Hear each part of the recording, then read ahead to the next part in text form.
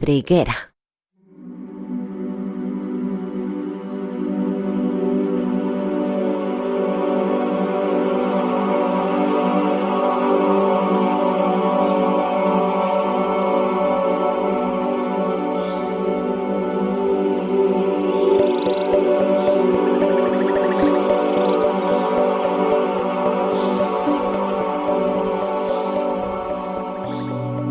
Estamos siguiendo a un grupo de diminutas hormigas a través del bosque húmedo sudamericano, el ambiente que les sirve de cobijo. Son hormigas aguerridas del género Atta, popularmente conocidas como cortadoras de hojas.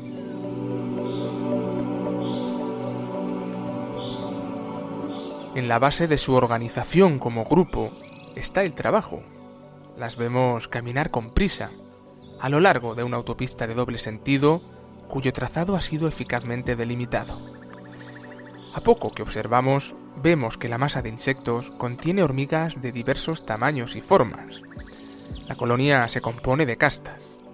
Las hay de tamaño modesto, desarrollando labores de limpieza y mantenimiento de la vía. Otras, las más robustas y de mandíbulas más aparatosas, sobresalen del grupo por su conducta específica. La evolución ha querido que sean ellas las encargadas de cumplir con la labor de búsqueda y recolección de material vegetal. Rebanan hojas y tallos verdes de la foresta, que a modo de estandartes son transportados por estos soldados a lo largo de decenas de metros de sendero, cabeza en alto, en una misma dirección.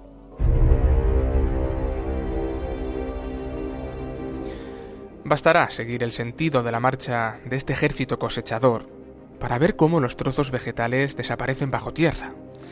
Son introducidos en el interior de enormes nidos donde centenares de miles de individuos satisfacen su necesidad constante de alimento. Pero no son las plantas quienes dan de comer a la colonia. Dentro de una red de galerías laberíntica que se extiende bajo una superficie de más de 100 metros cuadrados, existen otras hormigas trogloditas, hormigas que jamás salen al exterior y que cumplen perfectamente con la tarea para la que han sido diseñadas. Ellas simplemente reducen, trocean y segmentan incansablemente cada pedazo de hierba verde hasta conseguir tamaños diminutos. De manera programada, amontonan los restos vegetales en una cámara ensanchada y oscura, conectada con el exterior a través de delgadas chimeneas de ventilación. Las molestias en el diseño y la ubicación de esta gran cámara han sido escrupulosamente tomadas. Allí llevan a cabo una de las tareas colectivas más asombrosas del reino animal. A 5 metros bajo tierra, las hormigas cortadoras de hojas cultivan y alimentan a través de esta materia vegetal fermentada un esponjoso hongo de dimensiones enormes.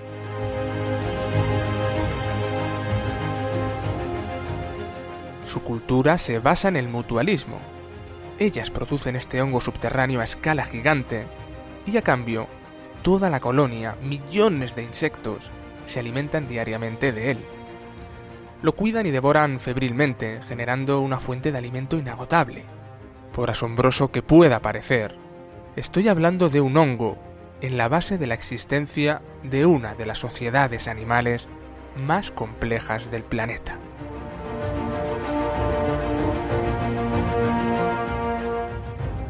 Con esta relación mutualista, esta dependencia compartida que acabáis de escuchar, he querido dar inicio al programa número 1 de la tercera temporada. La verdadera importancia de los hongos en el conjunto de los ecosistemas será revelada en este episodio. Por sus intereses culinarios, a modo de medicina, o a través de las potencialidades tóxicas que encierran algunas de las especies conocidas, los hongos, y más comúnmente sus órganos fructíferos visibles, las setas, despiertan gustos y apetencias de todo tipo que vamos a analizar hoy. Serán algunas voces expertas y autorizadas quienes me ayuden en este sentido. Comenzamos un viaje fascinante a través del mundo de los hongos y las setas. Cuento con vuestra compañía y espero también poder contar con vuestro interés. Mi nombre es José Sacristán. Sed bienvenidos.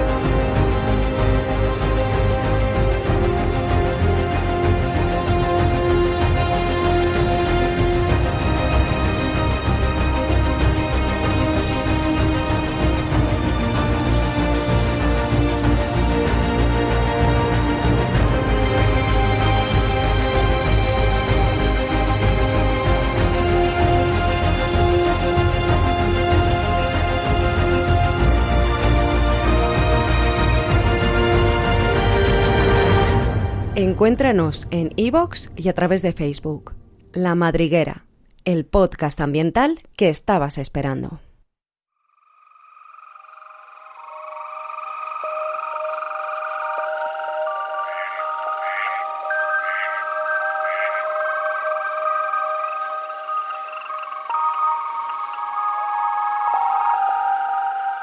Para poder llegar a entender la magnitud real, lo verdaderamente extraordinario de los organismos vivos que hoy nos ocupan, quiero apuntar ciertas curiosidades que seguramente pocos conocíais.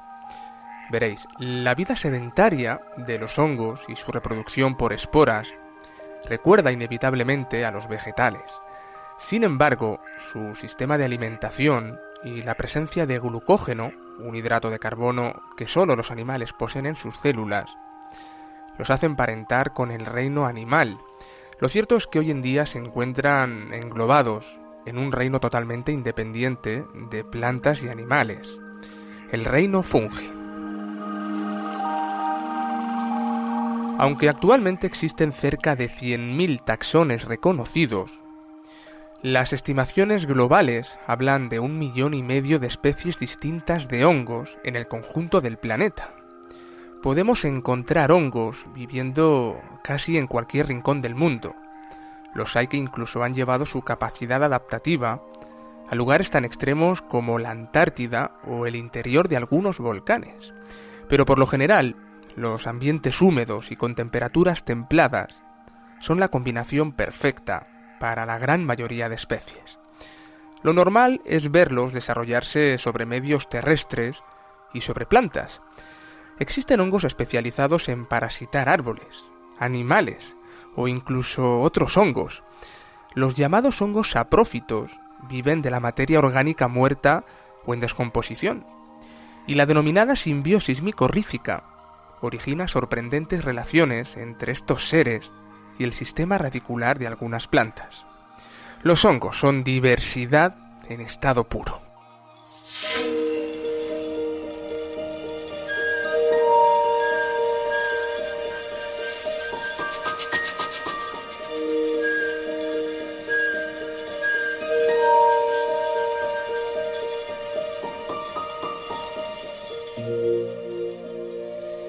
Y ya que no todos los hongos producen setas, ¿qué os parece si centramos nuestro interés únicamente en aquellas especies capaces de fabricar esa estructura tan peculiar y llamativa? Aprovecho este punto para contaros que los términos hongo y seta popularmente vienen empleándose de forma confusa y algo indiscriminada por el gran público no formado. Así que conviene aclarar que la palabra hongo en verdad hace referencia a la totalidad del individuo, al conjunto de la parte visible y de la parte soterrada, pero cuando hablamos de seta nos referimos únicamente a la parte aérea, la palpable, aquella que solemos ver con facilidad, y que no es otra cosa que el órgano fructífero del hongo, su aparato reproductor. Los científicos han dado en llamarlo carpóforo. Este es el elemento realmente reconocible por todos, el carpóforo, la seta. Veréis, los hongos son organismos elementales carentes de clorofila. Por tanto, ni tienen raíces, ni tallos, ni hojas. Sin embargo, están provistos de unas estructuras filamentosas y ramificadas, a través de las cuales absorben los compuestos orgánicos de los que se nutren. Dichos filamentos son realmente microscópicos y reciben el nombre de hifas. Estas hifas, al extenderse y crecer generalmente bajo el suelo, entre la corteza o bajo cualquier otra superficie animal o vegetal, conforman una estructura enmarañada conocida por todos los amantes de las setas con el nombre de micelio. Este es el verdadero aparato vegetativo de los hongos. Él es quien realmente nace, crece, se reproduce y muere. En nuestras latitudes, el ciclo de la vida de un hongo se ve alterado de manera periódica con la llegada de las lluvias primaverales y otoñales. Es justo gracias a ese aporte de agua que el micelio consigue los recursos hídricos suficientes para dar forma a la seta, la cual guarda un 90% de líquido en sus tejidos. Ella será la encargada de asegurar la perpetuación del hongo a través de un proceso de diseminación similar al de algunas plantas.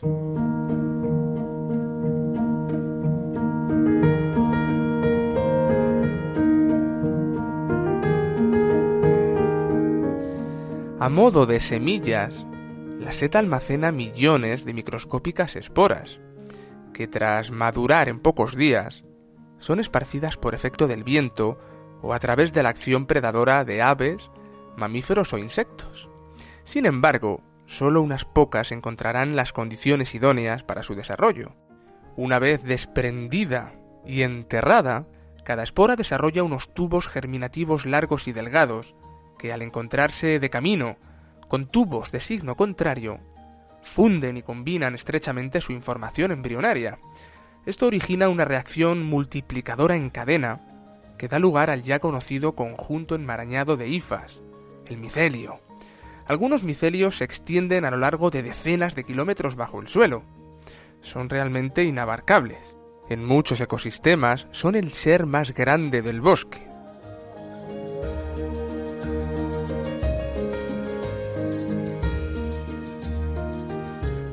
Una vez formado el micelio, este puede permanecer en reposo largo tiempo, hasta que se den las condiciones idóneas de lugar, clima, época y terreno. En ese momento, la red de hifas originará un abultamiento que lentamente dará lugar a una masa más o menos esférica, similar a un huevo.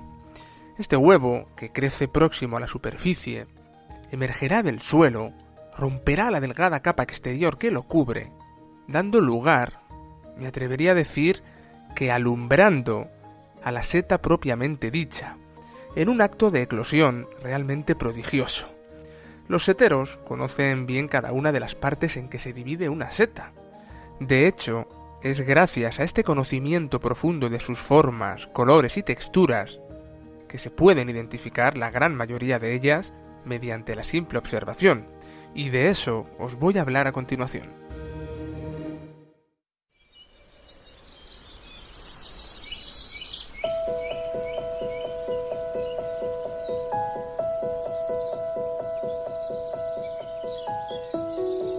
La próxima vez que visitéis un bosque, si tenéis la suerte de poder encontrar setas en él, yo os animo a dejar por un momento de lado nuestra condición bípeda y que permitáis reposar vuestro cuerpo de manera horizontal sobre el suelo, con la barbilla pegada lo más posible a la tierra, en un ejercicio de contacto visual extremo con el mundo de lo pequeño.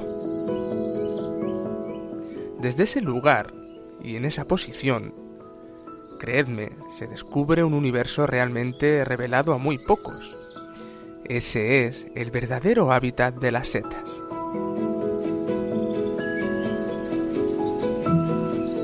Localizad uno de esos carpóforos. Ya sabéis cómo hacerlo. Comprobaréis que en su arquitectura delicada todo sigue un orden establecido. En la base de su crecimiento notaréis una cápsula abierta de la que emerge por completo la seta. Se trata de la volva, que no es otra cosa que el cascarón quebrado de un primordio, el huevo engendrado por un micelio que se encuentra enterrado, oculto a vuestros ojos. De esta volva emerge hacia arriba el pie de la seta, un pilar carnoso que la mantiene conectada al subsuelo. Siguiendo el pie estilizado con la vista, veréis que en su parte más elevada aparece arrogante un ensanchamiento aparasolado que da a la seta su forma clásica. Es conocido como el sombrero. A menudo, y esto depende de la especie, bajo este tejado protector pueden verse unas láminas radiales finísimas donde se concentran celosamente almacenadas las innumerables esporas microscópicas, la verdadera esperanza de futuro del hongo. Los restos de la fina envoltura que cubría este sombrero habitualmente quedan adheridos en su superficie y confieren a la seta ese aspecto de personaje de cuento al que estamos acostumbrados. Del mismo material es esta telilla circundante que en numerosos casos rodea el pie de la seta. lo vais a ver, se le llama anillo y es el vestigio de un suave velo que cubrió a la seta en sus primeras horas de eclosión. Cuando miréis a una seta de cerca, recordad que independientemente de su naturaleza comestible, venenosa o terapéutica, la verdadera razón de que ella esté ahí no es muy distinta del motivo que hizo posible que tú estés ahora aquí. Todas ellas, sin excepción, son el resultado del esfuerzo de preservación de un hongo, una de las formas de vida más persistentes y hermosas que ha creado la naturaleza.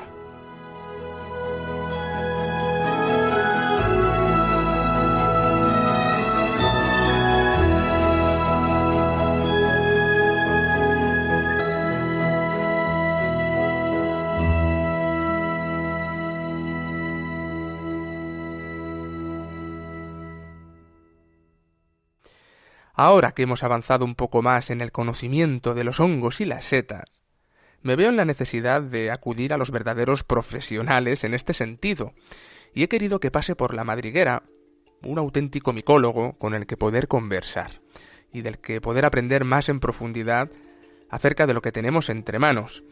El grueso del programa vendrá marcado por esta charla que no os podéis perder.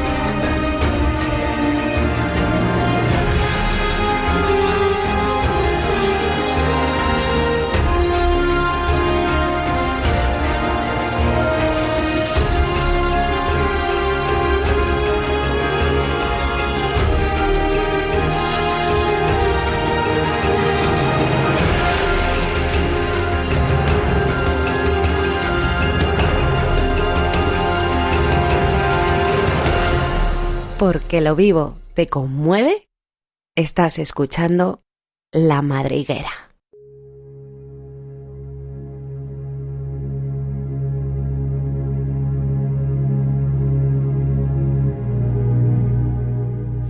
Y llegados a este punto, uno que cree saber de casi todo, pero que aún le falta por aprender muchísimo, me ve obligado a recurrir, como os digo, a gente experta, amigos, gente conocida que me han ido aportando cosas de las que he aprendido muchísimo y a las que sigo admirando.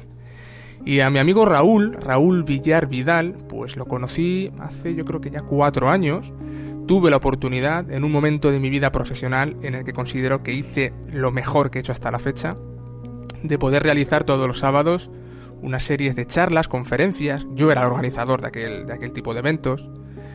Y fue tan chulo como que estuvimos durante 2 años, todos los sábados, dale que es duro, trayendo a gente muy diversa, hablando de botánica, de ornitología, de etnogeografía, trajimos artesanos, trajimos una serie de personajes, entre ellos estaba este compañero mío, Raúl, que nos vino a hablar de hongos, de lo que a él le apasiona. Le tengo en línea, a través de internet. Pido desde aquí disculpas si el sonido no es de la calidad que esperabais, pero bueno, la conexión a distancia es lo que tiene. Y os lo voy a presentar. está ya conectado. Raúl Villar Vidal, ¿cómo te encuentras, tío? ¿Qué tal te va? Genial, ¿cómo estamos, amigos vulpinos? Bien, bien, en pleno Mediterráneo. Concretamente, más o menos, en el centro. Bueno, mira, Raúl, seguramente los oyentes quieran saber cuál es tu actual vínculo con el mundo de la micología. ¿De dónde te viene esta fascinación por los hongos que hizo que tú y yo nos conociéramos? Bueno, a ver, también, antes de nada, he de mencionar a la familia, que, bueno, todo esto de la micología, al ser un tema oculto en el conocimiento popular, se ha ido transmitiendo de boca en boca, de familia en familia. Y mis abuelos y padres de pequeños me llevaban a recolectar setas al monte. Entonces, bueno, en una fase difícil de mi vida, en la que mi abuelo estaba a punto de fallecer, le pedí consejo. Y me recomendó que me dedicase en la vida a lo que mejor se me daba en ese momento. Entonces me he casado a ese compromiso y, pues bueno, ahí empezó a evolucionar todo el estudio de la micología, el cultivo, la transmisión de información, docencia. Simplemente ha sido desarrollo año tras año. Vuelve a repetirse aquello de los consejos de los ancianos, el pozo que dejan, y yo creo que hay poquitas frases con tanto peso, tan importantes como aquella de lucha por lo que sueñas o por lo que mejor crees que sabes hacer. Pues comparto contigo ese ideal. Oye, nuestros seguidores, que ya han conocido qué son los hongos, hemos hablado brevemente de la relación que tienen estos populares seres con su órgano fructífero, la seta. Sabemos que se trata de un reino tan antiguo, tan amplio, tan caprichoso, que necesitamos la ayuda de expertos como tú para llegar a comprender este caos ordenado en el que se convierte la taxonomía de las setas, de los hongos. Quiero que nos hables de, en función de su forma, su reproducción, su alimentación, taxonómicamente, qué está pasando con este reino, con el reino fungi. Inicialmente, taxonómicamente, como estás hablando, cada año, debido a la biología celular o al análisis del ADN, todos estos nombres o taxones ya dados cambian. Es decir, lo que hace años encontrábamos como la Agrocibea egerita, hoy en día se llama Cyclocibe cylindrica, que viene siendo la seta de chopo. Uh-huh. Debido al hermetismo de todo este reino, Carlos Linneo definía a los hongos como parte de las plantas, pero luego mi amigo Whitaker decidió darle importancia y denominarlo como un reino. Imagino que tarde o temprano una persona que se dedica a lo tuyo, a ser apasionado de los hongos, incluso muchas veces yo he preferido llamarte micocultor, que veo que la carita te cambia, se te llena de orgullo, porque puedes ser de las pocas personas que pueden presumir de que no solo conocen las setas a través de un libro, sino que en el campo y en su casa también cultivan, ¿no? Pero como te decía, la micología transcrita al papel es una de las especialidades más bonitas, más perfectas a la hora de aprender. Un libro sobre setas, un libro sobre hongos, es todo un tratado empeñado en ordenar el reino fungi a una perfección extrema, tan extrema como tú me dices, que pasan pocos años y los mismos taxónomos, los mismos científicos se ven obligados a modificar el filum de estos seres. Pero es que es un lujo, insisto, cuando tienes un cuaderno en el que se comparten láminas, fotografías, texto, con ese cariño. Las setas despiertan algo en nosotros que creo que no lo ha conseguido o lo consiguen poquitos otros grupos animales o vegetales. Las setas son otra cosa. Yo compararía toda la descripción de estos libros que tan enriquecedoramente nos describen la morfología del hongo para identificarlo. Lo compararía con la descripción ornitóloga. No me estarás dorando la píldora con el tema de las aves, ¿no? No, es respecto a las descripciones y demás es lo que más se asemeja, por así decirlo, a los conocimientos que tengo, claro. Bueno, si alguien te preguntara, Raúl, ¿cómo se divide este reino? ¿Qué le podrías decir? Existen hongos mayores y hongos menores. Los hongos menores vienen siendo levaduras, mohos y hongos que no vemos su fructificación. Es decir, la fructificación que vemos normalmente suele ser una seta o un cuerpo un tanto extraño. Serían la clase de los mixomicetos, que vienen estando entre medias del mundo protista y el mundo fungi. Luego vienen los ascomicetos, que vienen siendo hongos que se reproducen por sacas, por así decirlo, lo definiremos más adelante. Por ascas, ¿no? Correcto, saco. Y luego, bueno, vienen los hongos que mayormente nos importan a los micófagos y demás. Entonces vienen los basidiomicetos. Dentro están las clases de los heterobasidiomicetos y los homobasidiomicetos. Toma ya. Esto se diferencia en la reproducción. Habla de la reproducción, el estilo de reproducción que tiene el hongo. Dentro de los homobasidiomicetos están el orden de los poliporales, el orden de los boletales, el orden de los agaricales, el de los rusulales y el de los gasterales. Eso ya me suena un poco más, porque estos son órdenes, después serán géneros que uno utiliza de manera más habitual para poder nombrar junto con la especie, para poder determinar qué especie es la que se va encontrando uno en el campo, ¿no?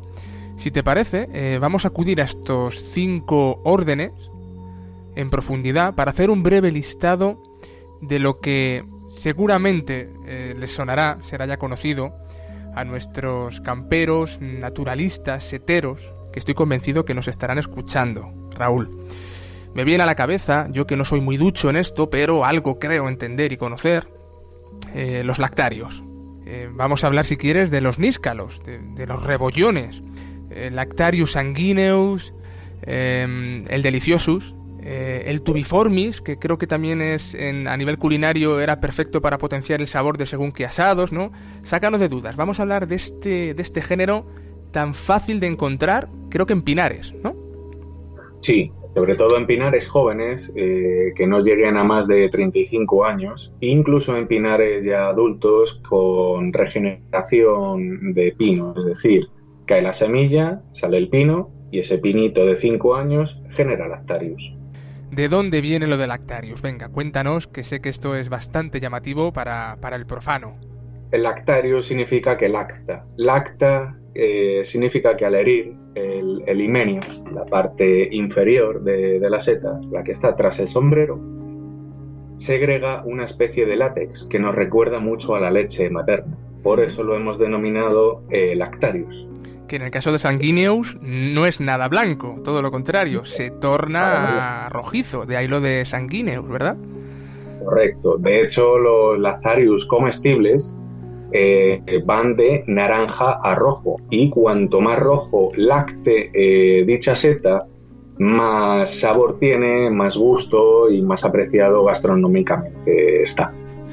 Una de las setas más conocidas, más predilectas a la hora de la cocina, yo hace mucho que la vengo degustando y reconozco que la primera vez que me metí un atracón de Lactarius sanguineus fue a los minutos de ir al baño, cuando me di cuenta de que mi propia orina se había teñido, y me asusté un poco hasta que recordé: Pepe, ha sido el atracón de setas al que has sometido a tu organismo. Pero me gusta mucho, tiene un sabor peculiar. Esta es otra cosa un poco particular, algo muy personal, y es el cómo saben las setas. Poder aventurarse a decir que sabe una cosa u otra, a mí me recuerda mucho al tema enólogo, como los catadores de vino dan sus primeras impresiones con un sorbito mínimo de vino. Si tuvieras que definir el sabor de esta seta, ¿tú cómo lo harías? También depende de dónde haya salido la seta.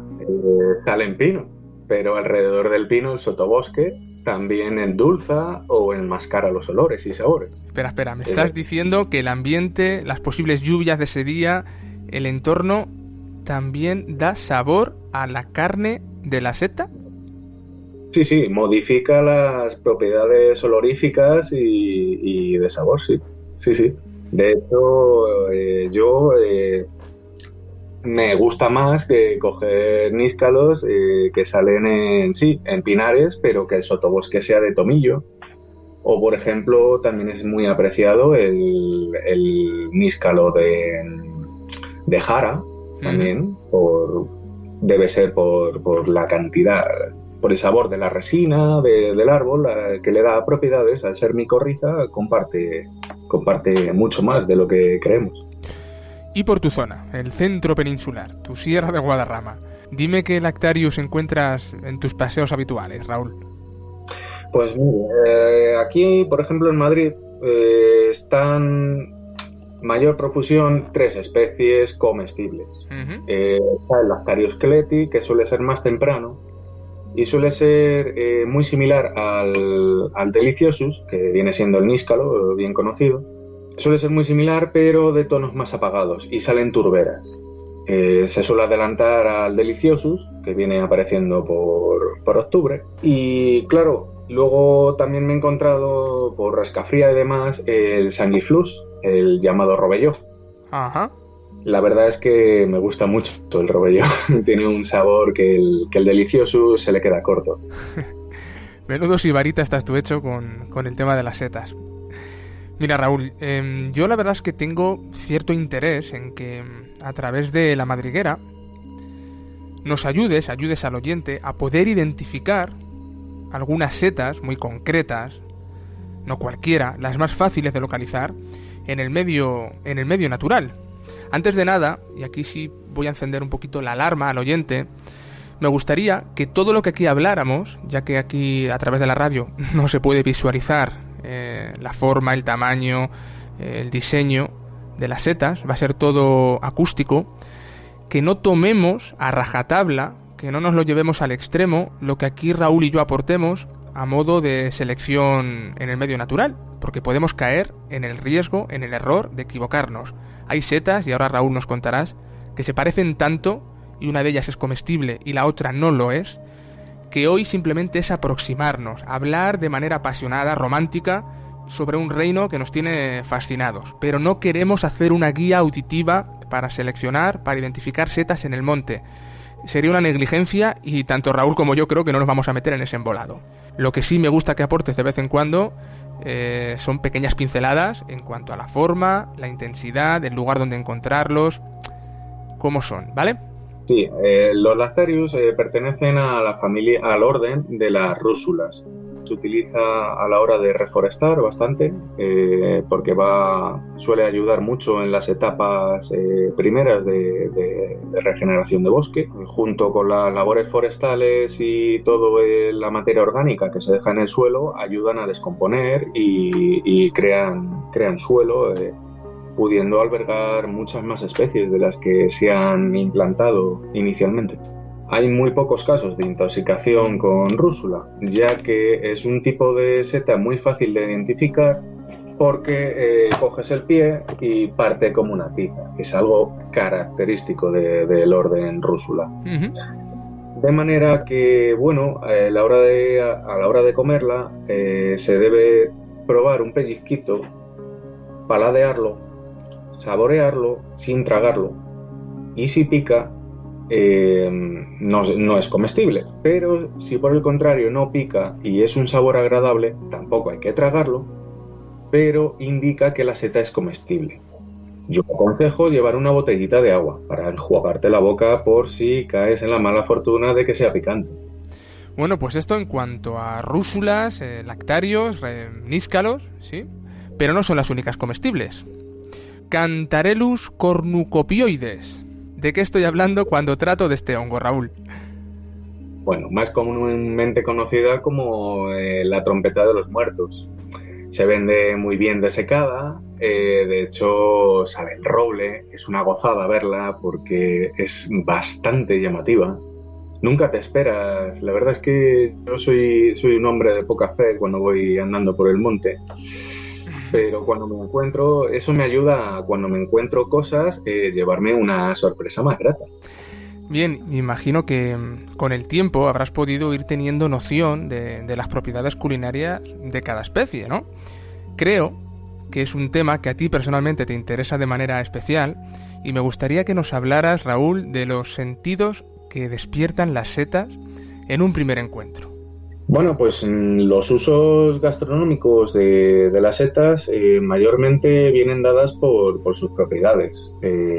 por sus propiedades nutricionales, por su olor, por su sabor, por su textura y, bueno, en segundo grado, por sus propiedades farmacológicas. Un buen ejemplo de los olores que puede haber puede ser olor a harina, olor a pescado, a anís, a frutas o incluso a sulfuroso o orín, que es bastante peculiar. Uh-huh. Y puedo decir que son o picantes o no picantes. Vale. Sabores dulces, a compota de manzana como la seta de choco, a avellana, a nuez como los boletus. Y no solamente por su olor y su sabor, sino también por su textura al paladar, que puede ser cartilaginosa, crujiente, fibrosa, jugosa o tierna. Todas estas particularidades vienen influidas, nos lo has dicho, por el ambiente, el terreno, lo que le aporta la biota a el hongo. Cuéntanos, por favor, los casos particulares, bastante llamativos, de sabores adquiridos a través de la degustación de un hongo que nos recuerdan que casi pueden ser calcados a los de otro tipo de alimento perteneciente a otro reino, como puede ser el animal, por ejemplo. Sí, este caso es muy bueno. Mira, te voy a hacer una comparativa de la seta de ostra o Pleurotus ostreatus, muy cultivada y vendida en nuestros mercados, con la carne de buey en fresco. Solo que la seta de ostra te voy a decir los datos en desecado, que es incluso mejor. Uh-huh. En cuanto a proteínas, la seta de ostra tiene un 32% y la carne de buey un 21%. En grasas, la seta un 2,2%, la carne de buey un 5,5%. Toma. En agua, 12,8% y 72%. Uh-huh. Bueno, la comparativa es clara, unos de secado y otros en fresco. Ajá. Pero bueno, sales, ¿tú qué dirías que en sales? ¿Que uno tiene más, uno menos, está igualado? Pues yo diría que tiene más el origen animal. Tiene un 0,1% más, es decir, en sales tiene 6,3 la seta y 6,4 la carne de buey. Imperceptible apenas la diferencia. ¿Y en glúcido? Ahí me pillas, me lanzo por la seta. Exactamente igual de glúcidos. Qué bueno, qué bueno. Tú que eres un buen degustador de setas, que me consta, ahora mismo al oyente le podrías recomendar, ya no sé si por sabor, por cualidades, por características culinarias, alguna seta en concreto. Silvestre, estamos hablando. Seta silvestre, por favor. Vale, bueno, el champiñón, por excelencia, el champiñón de Prado es 1000 veces mejor al que podemos comprar en cualquier frutería. En cambio, bueno, la reina del otoño suele ser el Boletus edulis, que bueno, tiene esos sabores adquiridos, como bien has dicho antes, de los árboles, sabores avellanados, a madera. Yo recuerdo, es de las pocas setas que yo he degustado de manera cruda en el medio natural, cuando caminando con un amiguete me descubrió el poder sacar la navaja, filetear el boleto, simplemente en crudo, abrir la botellita de aceite o echar un poquito de sal, de esto que llevamos a veces en la mochila. Pues cuando descubrí eso, apareció un mundo sorprendente de opciones, de oportunidades alimenticias para mí. Pero, por la cara que tú me estás poniendo, yo imagino que esto fue un tanto negligente. ¿Tú qué opinas?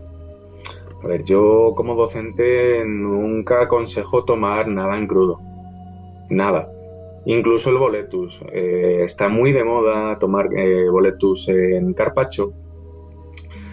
Y bueno, de referencias personales, amistades cercanas han desarrollado alergias a la boletina por tomar ingentes cantidades o cantidades a lo largo de varias semanas seguidas de seta en crudo, concretamente en boletus. Se desarrolla una alergia a la boletina que a lo largo de la vida te impide volver a degustar esta delicia del monte. Bueno, pues ya estáis oyendo, no hagáis la locura que yo en algún momento me lancé a realizar en el medio natural, de probar, quizá probarlas, llevártelas a la boca, así como decía Raúl, pero no de comer, no de degustar, no de tragar setas en crudo, por algo que yo desconocía, y es que existe la facilidad de poder desarrollar alergias. Me dejas totalmente asombrado, Raúl. Hay un nombre que pone a la gente un poquito los pelos de punta en cuanto a setas. Hay un género que son las amanitas, que no sé por qué ha ganado más importancia en la parte negativa, o las amanitas venenosas, cuando tú sabes bien que hay amanitas comestibles. Recuerdo la cesárea, por hablar de una importantísima. Creo que también la virescens puede llegar a ser comestible, corrígeme si me equivoco. Y una manita que recolectaba un amigo mío en León, que es la manita rubescens. Estas 3 amanitas son comestibles. ¿Puedes hablarnos de diferencias de una a la otra? Visualmente, en qué podemos fijarnos para diferenciarlas y poder llevarnos al plato una buena manita alimenticia, rica, como la seta de los césares, por ejemplo? Sí, la cesárea es la reina del plato desde los romanos. Es una seta muy característica que se da muy bien en arconocales de tierras calizas. Viene siendo pues Extremadura, es muy buena zona de ellas. Y es caracterísima, o sea, es única, es única. De hecho, empieza a salir bastante grande, y la forma de abajo de la seta, denominada volva, que es la que protege la seta antes de que esté lista para salir al medio ambiente. El huevo del que yo hablaba antes, del que todo nace. El huevito de César, correcto. Pues aparte tiene unos colores muy llamativos. La lámina la tiene color oro, color amarillo, depende de los ojos de cada persona. Pero el sombrero es caracterísimo. Es naranja, es inconfundible. De hecho, el género amanita es el género más sencillo de identificar. Por ejemplo, aquí en Madrid es relativamente abundante. En otras zonas, por ejemplo, como he dicho, Extremadura además es bastante abundante, como la amanita ponderosa, denominada gurumelo, que también viene dando grandes ingresos por la recolección en esta zona. La virescens yo la desaconsejo consumir por sus confusiones, al igual que la rubescens. De hecho, yo cuando empecé en la Sociedad Micológica de Madrid, en la primera excursión fue la primera seta que aprendí. Y mis maestros, Ramón y Fran, me aconsejaron que siempre hiriese esa seta porque es característico el tono vinoso que adquiere. Vinoso. Pero claro, sí, vino tinto. Entonces, claro, yo, a novicios desaconsejo totalmente recolectar esta seta, aun siendo muy buena, después de cocinarla, porque en crudo es tóxico, destruye las emulsinas, aunque en Euskadi es muy apreciada. Qué bueno. Oye, y en el culmen, lo que sería la cúspide de la pirámide de las propiedades alimenticias de los hongos, hay una amiga de los naturalistas que pasean por el campo con perro, de algunos franceses que incluso lo han conseguido hacer adiestrando cerdos, que es un hongo que no deja fruto fuera de la tierra. Creo que no tiene ningún tipo de indicativo setil, porque es totalmente subterránea. De hecho, hubo un pastor que una vez, Raúl, me dijo que la manera que él tenía de localizar a este hongo, ahora nos hablarás de qué es, era siguiendo un moscardón que tiene por costumbre poner los huevos sobre el terreno en el que viven estos hongos.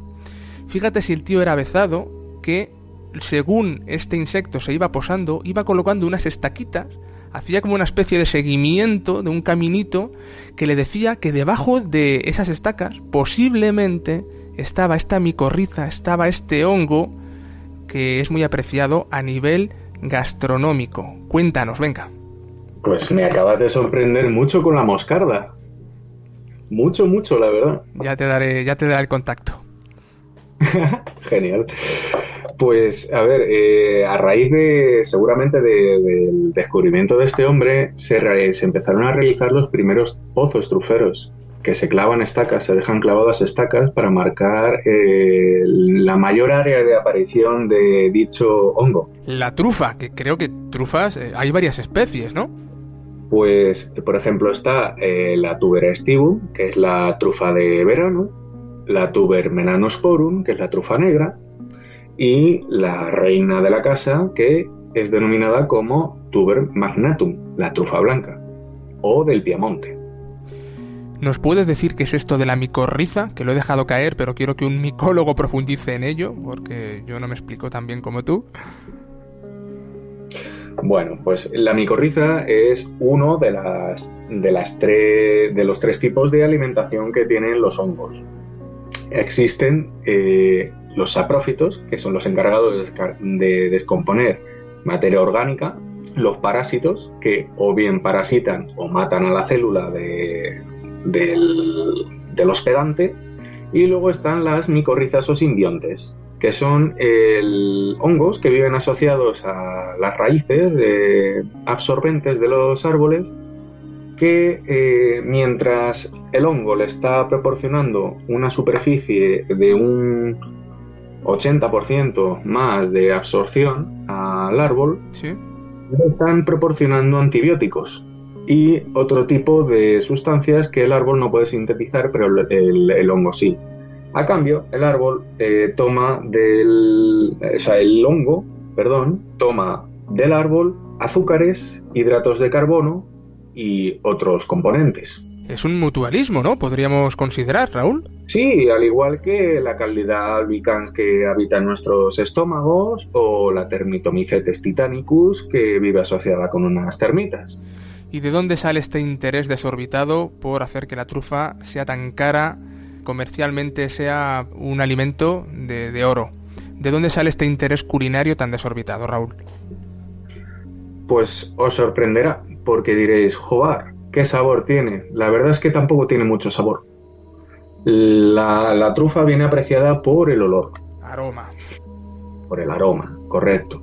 Y es tan cara por el método de recolección que es. Las producciones tampoco son muy elevadas, es muy costoso y se realiza la recolección de enero a marzo, por lo cual es una etapa dura en el monte porque es en pleno monte, es en encinares generalmente o en quercinias. Y claro, eso encarece el valor de la trufa, del producto final. Luego ya hay gente que se ha podido costear el tener toda una finca privada, vallada, en la que ha sido fácil, ya es una técnica bastante bien estudiada, el inocular en los plantones jóvenes de, 2, 3, 4 sabias, de encina, de roble, este hongo, para que de manera natural, con el transcurso de los años, prolifere bajo el terreno una buena cosecha de trufas. Sí, correcto. De hecho, está muy de moda cuando la encina se practica mucho el cultivo forestal en encina. Se suele realizar con encinas de 2 sabias, es decir, 2 años. Se inocula dicho hongo en las raíces y, bueno, el problema de este método, que hasta que la encina no tiene de 5 en el mejor de los casos, pero normalmente va de 8 a 12 años, no empieza a producir dicho tesoro. Luego hay técnicas aplicadas de viveristas especializados que pueden acortar ese tiempo más o menos. Raúl, si quieres cerramos el capítulo al menos de algunos de los más llamativos hongos comestibles, ¿te parece? Sí. Bien, pues vamos a dar paso al apartado de los hongos tóxicos. Y yo creo que antes de que se nos haga más tarde es necesario que lances el chiste que todo el mundo está esperando, esta frase ya tan conocida, que antes ya uno se reía cuando lo escuchaba, pero es que ya todo el mundo dice lo mismo. Todas las setas son comestibles y Raúl me tiene que contestar. Por supuesto, todas son comestibles, pero algunas solo una vez.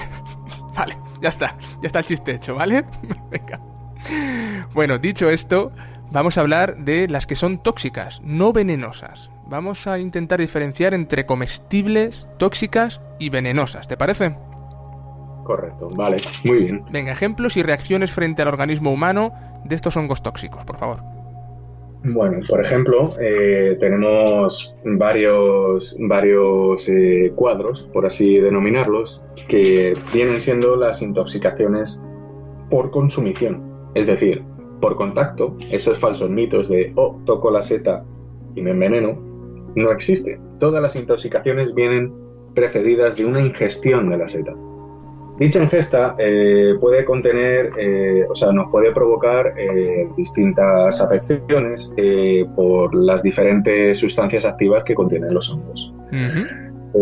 Hay hongos que vienen siendo, que dan al cuerpo venenos protoplasmáticos.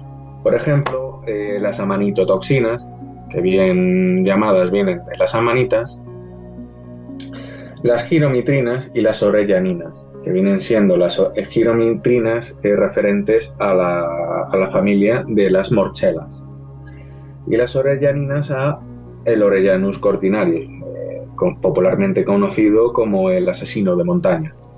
Luego también hay setas que tienen compuestos con efectos neurológicos, por ejemplo, la muscarina, ácido iboténico y muscimol, o psilocibina y psilocina, que hablaremos un poco más adelante. Luego también están los irritantes gastrointestinales, que vienen siendo generados por el champiñón amarillento, que es el único champiñón o xanthoderma que es tóxico. Raúl, un inciso ahora que hablas de los champis. Había leído que cuando se ponga de un color oscuro, cuando se ennegrezcan las láminas del champiñón, ya no solo es que pierda interés culinario, sino que puede resultar tóxico. ¿Esto es verdad? ¿Es leyenda urbana? ¿Qué hay de verdad en todo esto? Sí, eso yo lo doy como válido, porque cualquier seta que esté demasiado madura se vuelve indigesta. ¿Por qué? Porque toda seta madura, es decir, la seta está destinada a generar espora, simiente. Dicha simiente es microscópica y nuestro cuerpo no está diseñado para poderla sintetizar. Por lo cual, si ingerimos setas demasiado adultas, aunque sean comestibles, se nos hacen a nuestro estómago complejos, indigestos. Nos da una digestión muy pesada y nos puede generar problemas gastrointestinales. Es curioso, Raúl, porque yo tenía entendido que la amanita muscaria, que algunos asimilan el principio activo con el LSD, no sé qué habrá de cierto, ¿no? La muscarina, pero bueno, había leído que era de las más venenosas, lo sacaban incluso de las tóxicas medias, ¿no? O tóxicas menores y venenosas. Y hay una historia que cuando uno sale con grupos a hacer educación ambiental, pues te ves obligado a contar, que tiene visos de verosimilitud, y es aquella de que los romanos, los antiguos romanos, en el siglo I, cuando la gente pudiente de aquel entonces se dedicaban a comer en grupo, era todo un festín en torno al cual se realizaban otro tipo de relaciones, ¿no? Se pasaban todo el día tumbados, porque hay que recordar que esta gente no comía sentada, usaban divanes para comer, y parte de la comida, los restos de esta comida, la iban depositando, la iban lanzando al centro del triclinium, que era el comedor donde esta gente realizaba, como digo, estas labores sociales. Resulta que hay una seta, la rúsula emética, que tiene un principio vomitivo. ¿Esto es verdad, Raúl? Sí, correcto. Vale. ¿Qué les proporcionaba el que de vez en cuando aparecieran pequeños platos de rúsula emética? Pues que pudieran vomitar lo comido y seguir comiendo. Desde que salía el sol hasta que se ponía, esta gente comían y realizaban, como digo, otro tipo de acciones. Comiendo y vomitando, llegaba un momento en el que el centro del triclinium se llenaba de tal cantidad de restos de comida que acudían unos seres, unos insectos, que todos conocemos, que son las moscas. Esto en verano imagino que resultaría muy incómodo, pero hasta para esto tenían solución los romanos, parece ser. Y es que ellos mismos acumulaban amanita muscaria impregnada en miel, las depositaban dentro de este comedor, y cuando la mosca iba dulcemente a comer este néctar, a alimentarse del néctar, eran embriagadas, envenenadas por la amanita muscaria, la seta matamoscas, y acababa con ellas, ¿no? 2 setas en el Imperio Romano que se empleaban para cosas muy similares, y era todo por un afán de encontrar en los principios activos cosas que te facilitaran la vida o que te la recrearan, porque esto no dejaba de ser algo en torno a momentos de ocio, ¿eh? Sí, no solamente los romanos, los nórdicos las usaban en sus batallas. Usaban tónicos a través de los druidas eran los catalizadores y los berserks bebían los orines de dichos druidas. ¡Ey! Esto lo había leído también y me pareció asombroso, de nuevo con los romanos, que los romanos adinerados se pudieran permitir el tomar la orina de sus esclavos para que fuera su organismo el que metabolizara el principio activo. El esclavo posiblemente hasta muriera pasados unos días, pero lo que tomaba el romano de la orina ya era una cosa tan diluida, tan bien filtrada por el organismo, que únicamente eran contagiados con el principio activo similar a la droga de estas setas. Me parece una locura.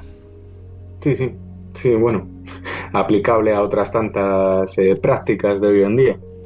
¿Es mortal la manita muscaria o no? No es mortal, no es mortal. Te lo hace pasar bastante mal, te tiras bastantes días en el hospital, sí, te echas unas risas, pero luego las risas se tornan en lágrimas.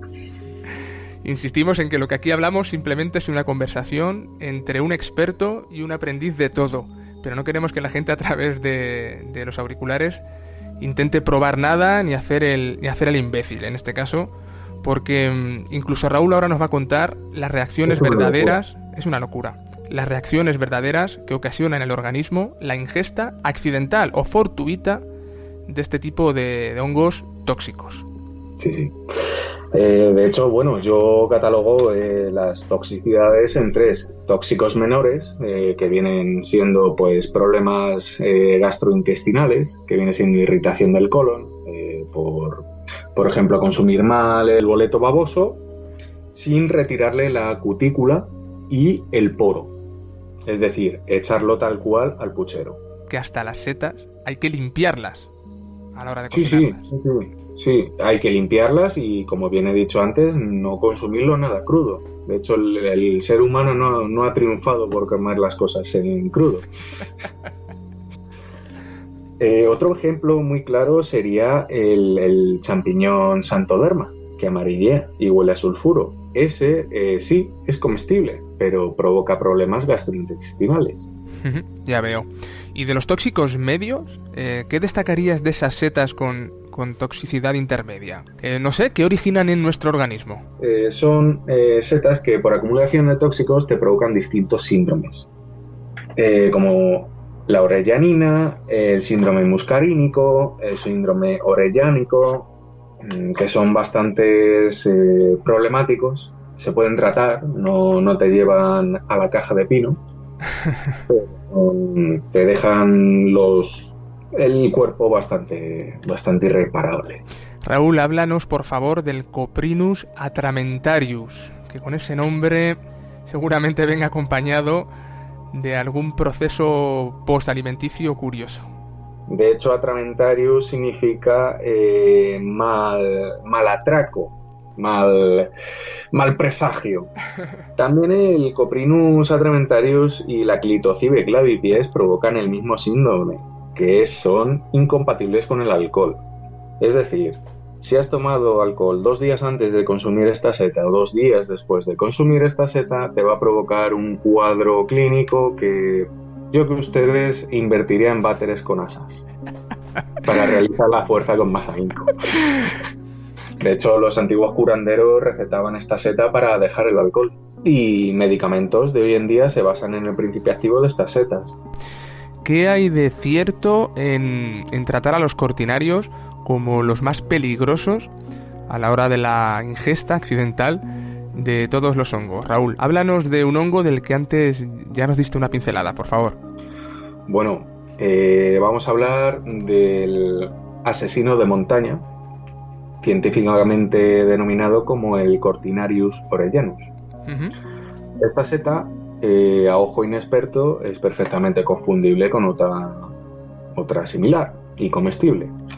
¿Qué ocurre con esta seta? Que después de ingerirla, a los 20 días, te entra un cuadro clínico que el tóxico que te mata en la necropsia no aparece. Espera. ¿Has dicho a los 20 días? A los 20 días. ¿Pasa todo ese tiempo sin que tengas ni el más mínimo síntoma, reconocimiento de estar envenenado? Eso es. Te notas cansado, te notas un poco mareado, pero bueno, dices, será una bajada de defensas. Es muy peligroso esta seta. Bueno, y existen unos hongos que yo he leído por ahí que se consideran psicoactivos. Me gustaría saber si tú personalmente los englobas dentro de los medio tóxicos o levemente tóxicos. Y bueno, ya que estamos aquí de manera íntima charlando, poder saber si en algún momento tú los has probado. Bueno, lo denominaría tóxicos menores, porque tampoco te llevan al hospital y tampoco te matan. ¿Los probaste? Y bueno, a ver, como micólogo tienes que probar y experimentar. ¿Qué morro le no hay echas? desarrollo personal. ¿Qué morro le echas, amigo? Bueno, y dentro de esa experimentación... La verdad es que ha sido un gran desarrollo personal interior. Ha sido un viaje hacia el interior para conocerse mucho más. Te tinta la vida de colores y perspectivas que nunca otra vez habías visto o sentido. No sé, yo no lo aconsejo, pero tampoco, no sé, es algo que nos ofrece la naturaleza, está ahí. Para no aconsejarlo, has hecho una apología del consumo de hongos psicoactivos bastante potente. Va a haber toda una sección de oyentes que seguramente me pidan cómo tomar contacto contigo, ¿eh? Ya lo verás. Me estoy cavando mi propia tumba.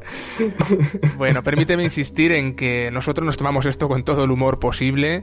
Los dos somos ya adultos y no nos negamos a ciertas realidades, pero desde aquí no vamos a promover el consumo de ningún tipo de seta u hongo, más allá de aquellos que nos brindan intereses culinarios, intereses gastronómicos, aquellos que tienen una repercusión positiva, beneficiosa para el organismo, como la de pasar un buen rato con un vinito entre amigos comiendo. ¿Te parece, Raúl? Sí. De hecho, el consumo irresponsable tanto de setas con ciertos efectos o comestibles puede llegar a consecuencias irreparables. Por ejemplo, una copita de vino, como bien has dicho, ¿Sí? Es buena, pero una botellita no es buena. Bueno, y en lo terapéutico, porque sé que has puesto en práctica algún tipo de cura, tratamiento en tu organismo. Te has usado como autoconejillo de Indias. Cuenta al oyente de qué se trata todo esto, anda. Sí, bueno, después de estar trabajando en Galicia, descubrí las propiedades farmacológicas de ciertos hongos, concretamente de dos, la cola de pavo, el Coriolus versicolor y el reishi, que viene siendo el Ganoderma lucidum. Pues resulta que esos dos tipos de hongos aquí en donde yo vivo se dan muy bien en el boscaje que tenemos. Y desde hace ya tiempo llevo sufriendo una infección de infecciones cutáneas bastante serias y me dio por probar, antes de tomar un antibiótico, me dio por probar estos dos hongos de los que estoy hablando, mezclados, triturados y en la comida, con resultados increíbles. En solo 4 días se me bajó la inflamación, la infección, y todo ello sin probar ningún antiinflamatorio, ningún antibiótico, absolutamente nada. Descartamos el tema placebo. ¿Fuiste curado, sanado a través de un hongo? Tenía una infección bastante seria. De hecho, mi médica de cabecera me mandó oxiclavulónico y eso solo lo mandan cuando es muy seria la infección. Mira, hay un grupo, hay un orden dentro de los hongos que a mí me fascina, me tiene totalmente loco. Cuando salgo de ruta es inevitable recurrir a él y hablar de esta seta con la gente que te acompaña, que son las poliporáceas, yesqueros, cascos de caballo y demás. Creo que la lengua de buey, que hemos hablado antes de ella, hemos hablado de ella, la fistulina hepática, sí, pertenece, ¿no?, a las poliporáceas. Sí, correcto. Bueno, háblanos del yesquero, que también hay leyendas, historias chulísimas. De hecho, se ha estado empleando hasta hace recientemente poco en el campo para algo. Ya la palabra yesquero nos da esa pista. Bueno, todo el mundo conoce la yesca y el pedernal, ¿no? Bueno, el pedernal viene siendo la piedra que genera la chispa y la yesca el material que aguanta la chispa, ¿no? Pues dichos hongos, voy a mencionar a nuestro amigo Otzi, que fue un ancestro nuestro que falleció hacia el 3255 a.C. Fue encontrado por 2 alpinistas en los Alpes y descubrieron que su zurrón llevaba 2 hongos. Y además estos 2 hongos eran yesqueros. Encontraron la Fomitopsis betulina y el Fomes fomentarius. La fomitosis betulina posee propiedades antibacterianas y el Fomes fomentarius es un yesquero. Yo había leído que en el estómago al pobre Otzi, que el pobre parece ser que era un hombre ya bastante anciano, tenía algunas afecciones, en el estómago lo último que comió o cenó fueron restos vegetales y algo de carne de cabra, pero lo del yesquero no lo conocía. Y fíjate, cuando uno intenta tirar del hilo de la historia y buscar hongos en la prehistoria, descubre que no hay pinturas, ningún resto rupestre de los hongos. Me pareció leer por ahí que los egipcios habían pintado algo, pero claro, ya hablamos de algo bastante más reciente. O sea que puede ser que Otzi sea el encargado de hablarnos de la verdadera antigüedad de los hongos con el ser humano. Correcto. Y no solamente encontraron esos 2 hongos en el zurrón, encontraron más de 12 especies de plantas que yo presumo que sean medicinales. De hecho, los hongos son precursores de la vida en el planeta. El 98% de la vegetación en la Tierra contiene hongos, micorrizos u otro tipo de hongos. Raúl, si te parece, para terminar, vamos a contar al oyente brevemente unas pinceladas, muchos ya lo saben, pero el que no lo sepa, aproveche este momento para tomar nota. Las buenas prácticas en la recolección, ese material recomendable, esos consejos que daría Raúl Villar Vidal, experto en estos organismos, micólogo, micocultor, a nuestros oyentes. ¿Qué recomendarías, tío? Bueno, está muy de moda ahora el irse a por setas, el ámonos a por setas. ¡Vámonos! ¿Por qué? Por la publicidad de la caja tonta, básicamente. Pero claro, la caja tonta no lo enseña todo y no del todo bien. Por lo cual la gente sale dispuesta, cuchillo en mano, monte y bota, pero no sale del todo preparada. Sale con bolsas de plástico, que es un gran atentado a la conservación primeramente del producto que vas a recolectar, ya que dentro de la bolsa fermenta mucho más rápido, y luego al respeto del medio ambiente, es decir, no estás dispersando espora, es decir, es un consumo totalmente irresponsable. Luego también viene el asunto de cortar, arrancar, apalancar o tijerear. Hay varias vertientes, Raúl. Yo siempre pensé que lo ideal era cortar el tallo, que a lo mejor está mal dicho, el pie de la seta. Hay gente que te sugiere que es más interesante arrancarla y no termino de tener claro qué es lo recomendable. Hay una batalla abierta. Esto llueve en tiros y no sabes por dónde te viene. Mira, yo te doy mi conclusión, ¿vale? Cuando estás recolectando un tomate, tú coges y lo arrancas. Y la planta tiene mecanismos naturales para que no entre ningún agente, ningún vector, ¿vale?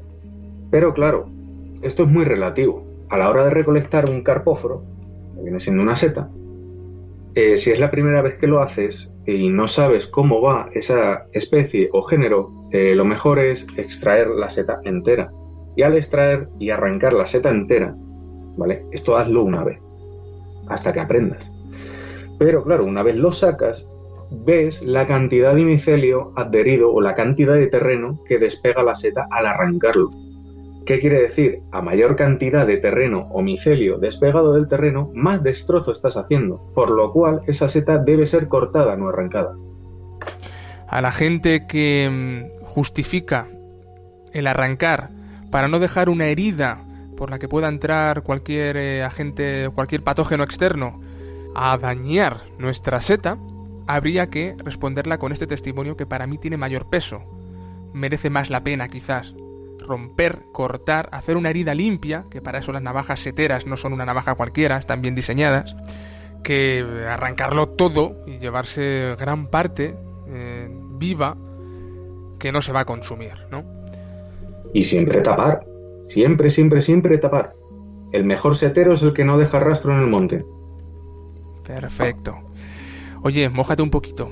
¿Qué opinión te merecen esta especie de mafias en busca de arrasar la montaña, de levantar el terreno, llevarse setas de todo tipo y luego, como pueden rápidamente en el parking, seleccionar, llevarse lo que consideran que es comestible y lo demás muere sobre el asfalto de manera dramática, diría yo? Pues mira, yo lo compararía como a los pirómanos que queman por intereses el monte. Es decir, es un atentado directo a la sanidad y a la conservación de estos seres vivos que tan importantes son en nuestro medio ambiente. Cuando, por ejemplo, este tipo de personas rastrillan o se van con sopladores de hojas y levantan todo el terreno, lo que están haciendo es acelerar la muerte del hongo. Dicho hongo está cumpliendo su función en el medio ambiente, como por ejemplo cuando un curso fluvial es cortado por una presa. Ya la trucha no puede remontar, es decir, por acción humana estás vetando, estás acortando la vida de un ser vivo. Es terrible lo que está pasando y no os voy a negar que a mí verdaderamente cuando me cuenta Raúl cosas de este tipo, lo de las sopladoras no me lo esperaba, pues me lleva las manos a la cabeza, da mucha penita. No quiero que te vayas sin contarnos una particularidad tuya. He dicho antes que eras micocultor o fungicultor, que también es una palabra que se está empleando mucho. En el siglo XXI, tus experiencias, tus estudios en primera persona, ¿cuáles han sido, Raúl? Como micocultor ahora, ¿eh? Bueno, pues yo empecé con 21 años. Empecé pues con algo sencillito, que viene siendo la seta de ostra. Gracias al consejo de mi abuelo. Y entonces vi que se me dio bien. Empecé a formarme en el tema, a adquirir cursos, asesoramiento de empresas líder en el mercado nacional. Y bueno, conseguí resultados excelentes. Luego me escribí un email a Paul Stamets, un americano que es muy puntero en el cultivo de hongos. Me mandó muy amablemente sus libros, los puse en práctica e incluso empecé a desarrollar investigación y desarrollo por mi parte, saliendo pues como los cazafantasmas por el campo. Con mi cesta, con mi navaja, con mi palita y con mi porción de papel albal como capturador de micelios. Ajá. Luego llegaba a casa, le ponía empantanada a mi madre en la cocina y me ponía a desarrollar un mini laboratorio en casa. Y poco a poco, pues vi que en este mundo se necesita más titulación, porque no hay una titulación definida como fungicultor. Entonces me opté por estudiar la carrera profesional de aprovechamiento y conservación del medio ambiente. Y bueno, luego conocí aquí a mi amigo Vulpino Pepe. Me proporcionó un puente de lanzamiento enorme y estaré eternamente agradecido con él. Ya sabes que lo que haga falta. Mira, aquel que quiera ponerse en contacto contigo, conocer lo que haces, aquel que pueda incluso necesitar de tu consejo, no sé si contratar tus servicios incluso, ¿tienes un correo electrónico hacia el que nuestros oyentes puedan escribir para hablar contigo, Raúl? Sí, incluso página web, si quieres te doy los dos. Perfecto. Vale, la página web sería www.sendadelasetas.com y mi correo sería raulvillarvidal@gmail.com. Yo creo que el oyente se hace eco de lo magnífico de la persona que tengo al otro lado de mi ordenador. Es un tío que cuando hablas con él te quedas embobado. No solo él disfruta, hace disfrutar a la gente que tiene delante. Y aunque yo conozco mucha gente, creedme, poquita, tan bien formada, tan autodidacta, tan responsable y profesional como Raúl Villar Vidal. Una última frase de cierre, Raúl. Bueno, me gusta siempre mencionar que hay dos tipos de micólogos, los que llegan a viejo y los que no. Yo pretendo llegar a viejo. Bueno, nos vemos, ¿te parece? A ver si podemos coincidir en persona pronto. Me pego un viaje a la península y pateamos y paseamos nuestra Sierra de Guadarrama. Un verdadero placer haber estado en la madriguera Vulpina y espero estar de nuevo con vosotros. Un abrazo, amigo. Nosotros seguimos en la madriguera.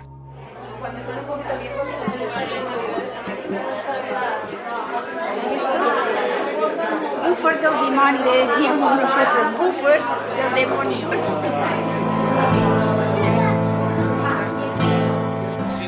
Estáis notando que la micología levanta pasiones y no quería realizar este especial Fungi sin compartir con vosotros la experiencia periodística vivida por mí en primera persona dentro de las tantas jornadas micológicas que se celebran cada año en nuestro país. No todo el mundo sabe que el territorio de Mallorca, tanto en su sierra de Tramontana como en sus valles más húmedos, reúne de manera sorprendente las condiciones perfectas para recolectar gran variedad de setas comestibles. Y en este sentido, micrófono en mano, viajé este otoño al precioso pueblo de Sóller para conocer las jornadas micológicas que desarrolla allí anualmente el Museo Balear de Ciencias Naturales. Su presidente, Amador Estarellas, pudo conversar conmigo y esto fue lo que me contó. Este acto tiene, aparte de dar a conocer a la gente que lo ignora, los diferentes tipos de hongo que hay, especialmente los que son tóxicos, que en la exposición vienen con el rotulito rojo, etcétera, los que son poco comestibles y después los que son muy comestibles. Aquí esto tiene además un tema de difusión. Hay un taller para niños donde se empiezan a enseñarles cositas para que conozcan lo que hay dentro de este museo. Aquí está un profesor de cocina de la Universidad Balear, que es Luis Cardell, con varios alumnos. Y lo que suele hacer siempre es algo relacionado con setas. Como verás después, si te quedas, se hace el show cooking y cada platito tiene un pequeño donativo. Entonces cogen el donativo si quieren una cervecita también. Y esto para nosotros, pues a lo mejor son unos cientos de euros que ayudan a mantener el museo. Más personas quisieron hablar para La Madriguera. El micólogo Joan Planas, el naturalista Antonio Fontanet y la bióloga Carolina Constantino también pudieron contarme cosas. Todas las setas son necesarias, porque ellas se dedican a descomponer la materia orgánica del bosque. Si no hubiese setas, el bosque pues, serían montañas de leña, porque si no se va destruyendo, bueno, habría metros y metros de hojarasca y de rama. Aunque no sean comestibles para nosotros, hacen su labor de reconvertir la materia orgánica en materia que luego los árboles pueden aprovechar. En las Islas Baleares se calcula que existen unas 2.000 especies, de las cuales unas 600 son comestibles. ¿Y para qué dar a conocer esta biodiversidad? Pues para explicar la importancia que tienen las setas en los ecosistemas, para ayudar a conservar estos ecosistemas. Conservar las setas también es conservar la naturaleza.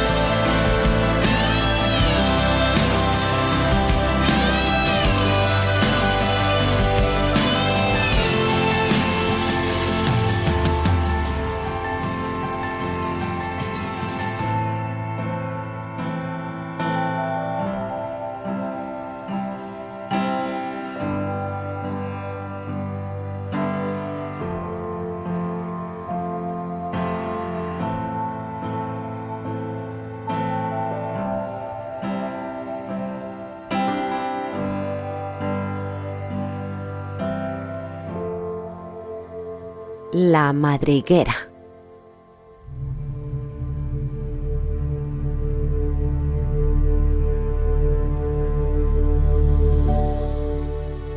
Son muchos, casi incontables, los beneficios que hoy brindan los hongos a nuestra sociedad.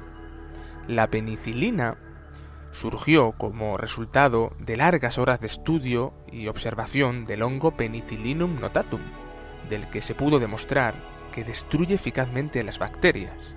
Sin hongos sería prácticamente imposible llevar a cabo la fermentación del vino, de la cerveza, del queso o incluso la elaboración de pan.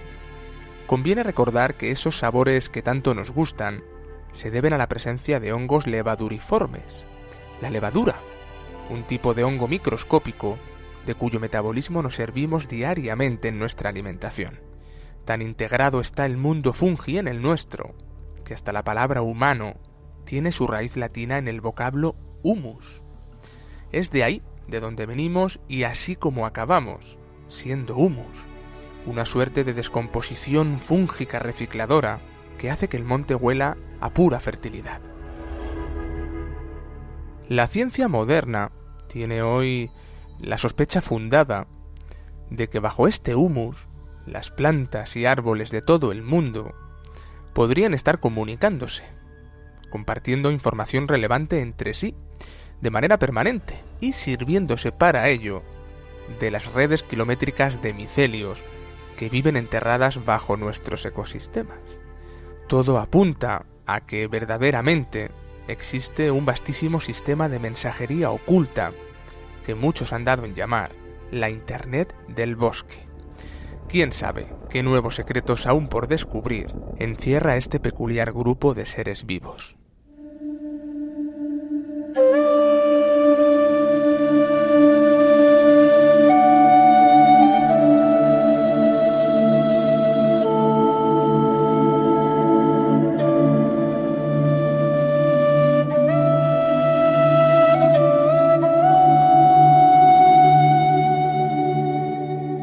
Y esto ha sido todo por hoy, nuestra visión particular del mundo de los hongos y las setas.